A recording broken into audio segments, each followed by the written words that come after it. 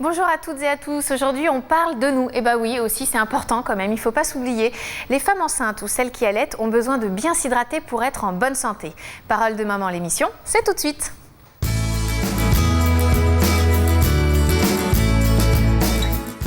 Et oui, une des premières préoccupations des jeunes mamans et des futures mamans est de prendre soin d'elles et de leur bébé. Se pose alors la question de l'hydratation. Comment bien s'hydrater? Quelle quantité boire? Quelle eau choisir? Ça fait beaucoup de questions, mais on est très nombreux sur le plateau pour répondre à toutes ces questions. On a des blogueuses. Alexandra, bonjour. Céline, Anne et Harmonie et une experte, une sage-femme. Frédéric Ternier, bonjour et bienvenue parmi nous. Bonjour. On commence avec le chiffre du jour.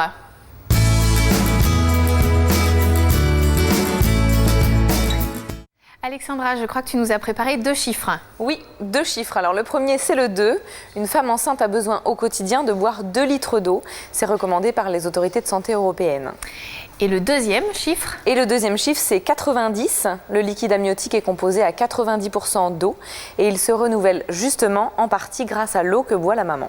Alors, puisqu'on parle de liquide amniotique, je me tourne vers l'experte. Pour une femme enceinte, bien s'hydrater, ça veut dire quoi? Ça veut dire boire régulièrement, boire en quantité suffisante, on l'a dit, les fameux 2 litres par jour. Ceci va l'aider à éliminer pendant la grossesse, ce qui est très important et qui protège le bébé. Et puis ça va l'aider aussi à la prévention des infections urinaires qui peuvent arriver pendant la grossesse et qui sont toujours très embêtantes. Et quand on allaite, c'est la même chose? Tout à fait. C'est même, j'allais dire, pire ou mieux, je ne sais pas, puisqu'il faut boire 2 litres 3 d'eau par jour. L'eau que vous allez boire pendant la période d'allaitement va servir à la fabrication du lait maternel. Et donc, il faut vraiment boire en quantité suffisante pour produire du lait. Donc, si une femme ne buvait pas assez, elle pourrait manquer de lait? Alors, c'est évidemment plus complexe que ça, mais il y a un lien, en effet, entre la quantité de lait qu'on produit et ce qu'on avale comme eau dans la journée. Tout à fait. Et alors, pour le bébé, c'est pareil, il faut choisir une bonne eau. Seulement, voilà, quand on arrive dans son magasin, il y a plein de bouteilles. Comment est-ce qu'on fait son choix? Eh bien, on choisit une eau peu minéralisée pour les bébés, ça c'est important. Donc, il faut lire un petit peu les étiquettes. Il y a 2 chiffres là aussi à se souvenir, c'est 1000 mg de résidus secs par eau. C'est ça la limite pour une eau peu minéralisée. Et puis une eau pure, de qualité. Et là, on regarde les nitrates et il doit y en avoir très peu, pas plus de 10 mg par litre. Donc, on fait attention. Quand on voit marqué trace de nitrate, ça veut dire on peut ou on peut pas? On peut. On peut. Donc, quand il y a marqué trace, c'est bon. Merci beaucoup, Frédéric. Tout de suite, je vous propose de faire un petit jeu. C'est le vrai-faux.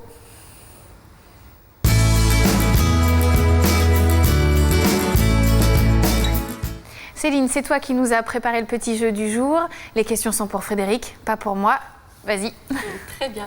Alors, l'eau de notre corps se renouvelle essentiellement grâce à l'eau que l'on boit. Ça c'est vrai, absolument, on l'a dit, hein. Et c'est vraiment important de bien boire, alors particulièrement là aussi on l'a redit pendant la grossesse pour toutes les raisons qu'on a évoquées, absolument. Une eau faiblement minéralisée est bonne pour bébé. Ça c'est vrai, on l'a dit aussi, il faut vraiment regarder les étiquettes et prendre des eaux peu minéralisées pour les bébés, ça c'est à cause de leurs reins qui sont encore un peu immatures. Une eau filtrée du robinet a les mêmes propriétés qu'une eau embouteillée faiblement minéralisée. Non. L'eau filtrée, du fait du filtrage, a perdu une partie de ses minéraux. Donc non, ce n'est absolument pas la même chose. Y a-t-il du bisphénol A dans les bouteilles d'eau? Dans aucune bouteille d'eau en France au jour d'aujourd'hui, il n'y a de bisphénol A. Et bon, on termine sur une bonne nouvelle. Ce que je vous propose, c'est de nous intéresser à toutes les questions que les papas et les mamans peuvent se poser. C'est l'heure des questions des internautes.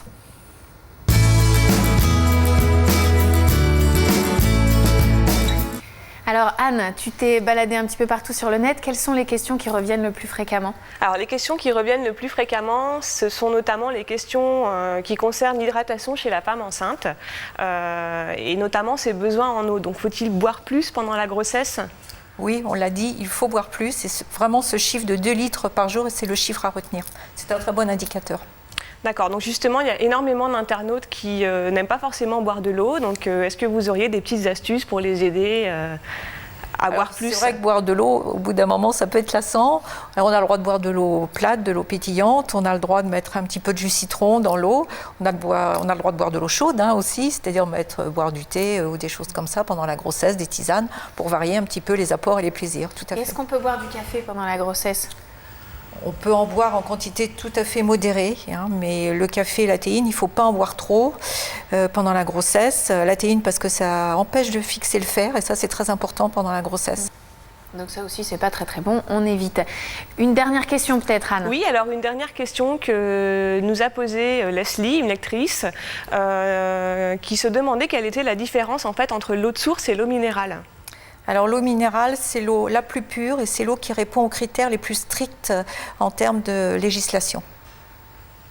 On pourra donner l'information à Leslie. Tout à fait. Merci beaucoup. Tout de suite, nous passons à notre rubrique test.